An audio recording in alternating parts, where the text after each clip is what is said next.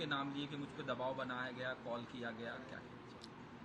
जिस तरह मुझे लगता है कि ललित मोदी जी का और आईपीएल का बहुत नजदीक का संबंध रहा है। और जिस तरह मतलब उन्होंने जो अभी अपना बयान दिया है, इस बयान में उन्होंने मतलब कांग्रेस पार्टी के अनेक नेताओं ने उनके ऊपर आईपीएल की टीम खरीदने के लिए उनके ऊपर दबाव लाया गया था, इसी तरह की जानकारी उन्होंने दी है। मेरा राहुल गांधी जी को सवाल है कि आप मतलब हमारे सरकार के बारे में सवाल उठाते हैं, आईपीएल के बारे में सवाल उठाते हैं, लेकिन आपके पार्टी के लोगों ने उनको गुमराह करने का काम किया था, उनके ऊपर दबाव डालने का काम किया था, उनके साथ ब्लैकमेल करने का काम किया था। तो मुझे लगता है कि जिस तरह कांग्रेस पार्टी का पर्दाफाश हो चुका है और ललित मोदी जी ने कांग्रेस के नेताओं के नाम भी लिए हैं, उन्होंने उनके ऊपर दबाव डाला था, तो इसीलिए राहुल गांधी जी ने अभी उल्टी सीधी बात नहीं करनी चाहिए और कांग्रेस पार्टी ने ही मतलब उनके ऊपर दबाव डाला था।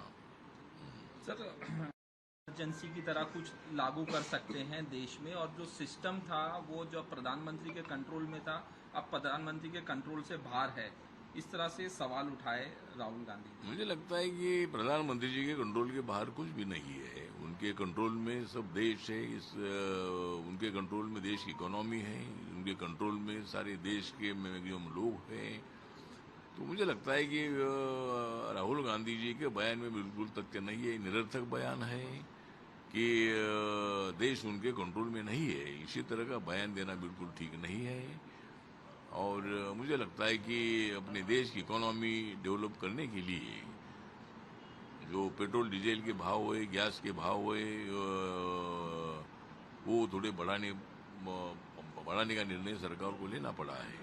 लेकिन कल ही कैबिनेट ने निर्णय लिया है कि जो मतलब एयरलाइन चल रही है, तो एयरलाइंस के लिए कम से कम 7,000 करोड़ रुपया देने का निर्णय सरकार ने लिया है। और उनके जो टिकट्स है उसमें बढ़ोतरी ना हो, ये सभी एयरलाइन को सरकार ने बताया है। तो सरकार टप्पे टप्पे से जो भी महंगाई थोड़ी बढ़ रही है उसमें हमें बिल्कुल समाधान नहीं है। महंगाई कम करने के लिए जरूर हमारा प्रयास रहेगा। पेट्रोल डीजल के भाव अभी तो बढ़ चुके हैं, लेकिन कुछ दिनों के बाद उसके भाव कम हो सकते हैं। और नरेंद्र मोदी जी ने इमरजेंसी का पूरा विरोध किया है। इमरजेंसी वो लगाएगी, इसी तरह की झूठी बात करना बिल्कुल ठीक नहीं है। वो इंदिरा गांधी जी ने ही देश में इमरजेंसी लगाई थी और सारा देश वो जानता है। तो नरेंद्र मोदी जी इमरजेंसी बिल्कुल नहीं लगा सकते हैं। राहुल गांधी जी का ये झूठा बयान है। सर, बीजेपी के लीडर अमित मालविया ने ट्वीट करके कहा कि जिस तरह से राहुल गांधी क्लेम कर रहे हैं कि इकोनॉमिक सुनामी आने वाली है देश में, इस तरह से पैनिक ना करें, देश में लोगों को पैनिक ना करें राहुल गांधी। ये मुझे लगता है कि राहुल गांधी जी लोगों को गुमराह करने में अभी थोड़े एक्सपर्ट बन गए हैं। झूठी बात करके एक बात झूठी बात बार बार बताने का काम वो करते रहते हैं और इसी तरह की स्टेटमेंटबाजी करते हैं और उसका कुछ फायदा कांग्रेस पार्टी को नहीं है।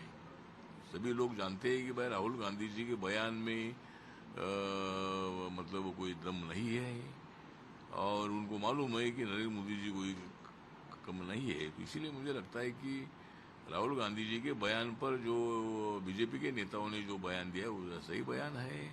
राहुल गांधी जी गुमराह करने की राजनीति हमेशा करते रहे हैं।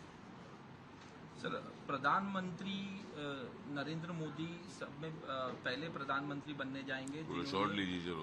10 जून को बन जाएंगे। नेहरू के बाद सब में ज़्यादा टर्म, मतलब सब में ज़्यादा साल तक प्रधानमंत्री बने रहने को।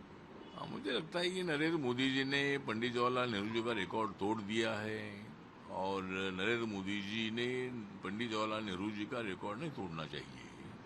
इसीलिए 2 साल तक राहुल गांधी जी पूरे देश भर में घूम घूम प्रचार करते रहे।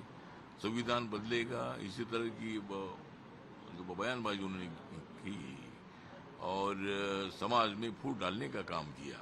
कांग्रेस पार्टी की डिवाइड एंड रूल की पॉलिसी हमेशा रही है और इसीलिए मुझे लगता है कि जिस तरह मतलब नरेंद्र मोदी जी पंडित जवाहरलाल नेहरू जी के रिकॉर्ड को तोड़ना उन्होंने नहीं चाहिए। इसीलिए उनको हराने के लिए सभी दल के लोग एक साथ आए। लेकिन नरेंद्र मोदी जी को हराना ये बच्चों का खेल नहीं है। और अभी मतलब 10 जून के बाद मतलब नरेंद्र मोदी जी 29 तक तो प्राइम मिनिस्टर रहेंगे, लेकिन सारे प्राइम मिनिस्टर का रिकॉर्ड वो तोड़ने वाले नरेंद्र मोदी जी होंगे, क्योंकि 29 में भी जब चुनाव होगा तब हमें भारी सफलता मिलेगी एनडीए को, और चौथी बार नरेंद्र मोदी जी प्रधानमंत्री देश के बन सकते हैं। तो पूरा सभी प्रधानमंत्री जी का रिकॉर्ड तोड़ने वाले एक ही नेता होंगे, उनका नाम होगा नरेंद्र मोदी जी। सर, ललित मोदी ने अभी एएनआई को इंटरव्यू दिया और कहा कि जिस तरह से मेरे बारे में बोला जा रहा है कि मैं भाग रहा हूं देश से, फ्यूजिटिव ऑफेंडर हूं, वो सब मतलब रिजेक्ट किया कि इस तरह से सिर्फ मीडिया सेंसेशन फैला रही है। अभी ललित मोदी ने इंटरव्यू दिया। उनके बारे में मुझे मालूम नहीं है, लेकिन ये मुझे मालूम है कि भाई ललित मोदी वांटेड है, और भारत सरकार या जो हमारी पुलिस डिपार्टमेंट है, ये डिपार्टमेंट उनको यहाँ लाने के लिए प्रयत्नशील है। तो जो वो बात कर रहे उसमें वो मुझे मालूम नहीं है, लेकिन जरूर वो मतलब आईपीएल के केस में मतलब उनका नाम आया था भ्रष्टाचार में, और इसीलिए उनके ऊपर केस दर्ज है, ये मुझे जानकारी है। सर, आखिरी सवाल, टीएमसी में जिस तरह बड़ा बैनर्जी का मामला है, या जिस तरह से जो कलकत्ता के मेयर हैं उन्होंने रेजिग्नेशन दिया है, अभिषेक बैनर्जी को ईडी ने समन किया है, किस तरह से टीएमसी पार्टी टूट रही है? मुझे लगता है कि टीएमसी पार्टी के 80 जो मेंबर अपने विधानसभा के थे हैं, और उसमें से कम 58 जो मेंबर है, ये मेंबर टीएमसी छोड़कर नहीं, लेकिन ममता बनर्जी से अलग हो चुके हैं, और असली टीएमसी हमारी है, ये दावा उन्होंने मतलब विधानसभा अध्यक्ष के पास किया है, और 2/3 मेजोरिटी से ज्यादा लोग उनके पास है। इसीलिए विधानसभा के अध्यक्ष ने बंगाल के मतलब उनको क्लीन चिट दी है, और उनको अपोजिशन लीडर का दर्जा, मतलब जो उनके नेता है उनको अपोजिशन लीडर का दर्जा देने का निर्णय भी मतलब अध्यक्ष ने लिया है। और अभी वहाँ ममता बनर्जी की पार्टी अभी खाली 20-22 एमएलए के एमएलए उनके साथ है। तो असली टीएमसी जो है, ये असली टीएमसी अभी ममता बनर्जी के साथ नहीं है। शायद वो सिंबल भी जो है वो भी ये नए ग्रुप में मिल सकता है।